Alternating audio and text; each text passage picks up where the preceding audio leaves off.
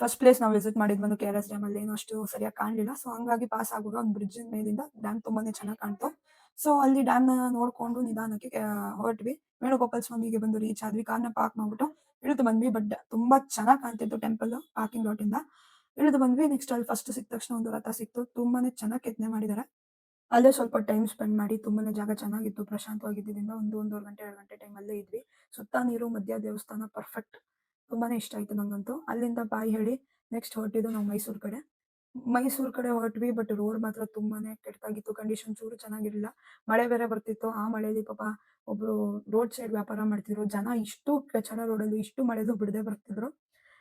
ಅಲ್ಲಿ almost 1 kilometres road ಅದೇ ತರ ಇದೆ. ಕಂಡೀಷನ್ ಚೂರು ಚೆನ್ನಾಗಿಲ್ಲ. ವೆಹಿಕಲ್ ಕಂಪ್ಲೀಟ್ಲಿ ಹಾಳಾಗುತ್ತೆ. ಸೊ ಓಕೆ ಹೆಂಗೋ 1 ಕಿಲೋಮೀಟರ್ಸ್‌ನ ಕಂಪ್ಲೀಟ್ ಮಾಡಿ ನೆಕ್ಸ್ಟ್ ಹೊರಟ್ವಿ.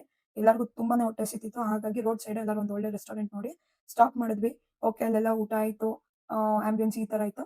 ಸೊ ಅಲ್ಲಿಗೆ ಬೈ ಬೈ ಹೇಳಿ ನೆಕ್ಸ್ಟ್ ಹೊರಟಿದ್ದು ನಾವು ಟೆಂಪಲ್ ಕಡೆಗೆ. ಟೆಂಪಲ್‌ಗೆ ನಮ್ಮ ರೆಸ್ಟೋರೆಂಟಿಂದ ಆಲ್ಮೋಸ್ಟ್ ಒಂದು 15 ಕಿಲೋಮೀಟರ್ಸ್ ಇತ್ತು. ಟ್ರಾವೆಲ್ ಮಾಡ್ಕೊಂಡು ಹೋದ್ರೆ ಬಟ್ ಟೆಂಪಲ್ ಕ್ಲೋಸ್ ಆಗಿತ್ತು. 5:30 ಅಷ್ಟರಲ್ಲಿ ಕ್ಲೋಸ್ ಮಾಡ್ಬಿಟ್ಟಿದ್ರು. ಸೊ ಅನ್ಫಾರ್ಚುನೇಟ್ಲಿ ಆಚೆಯಿಂದಾನೇ ದರ್ಶನ ಮಾಡ್ಕೊಂಡು ವಾಪಸ್ಸು ಹೊರಟ್ವಿ. ಅಲ್ಲೂ ರೋಡು ಸ್ವಲ್ಪ ಅಲ್ಲಿ ನೇಚರ್ ಇದೇ ತರ ಇದೆ. ಎಲ್ಲೋ ಕೋಸ್ಟಲ್ ಏರಿಯಾಗೆ ಹೋದಂಗೆ. ಟೆಂಪಲ್ ತುಂಬಾ ಸೊ ಅಲ್ಲಿಂದ ಬೈ ಬೈ ಹೇಳಿ ನೆಕ್ಸ್ಟ್ ನಾವು ಹೊರಟಿದ್ದು ನಮ್ಮ ಮಂಡ್ಯ ಕಡೆಗೆ. ಫೈನಲಿ ಮನೆಗೆ ಒಂದು 8:30 ಅಷ್ಟರಲ್ಲಿ ಮಂಡ್ಯಗೆ ಬಂದು ರೀಚ್ ಆದ್ವಿ.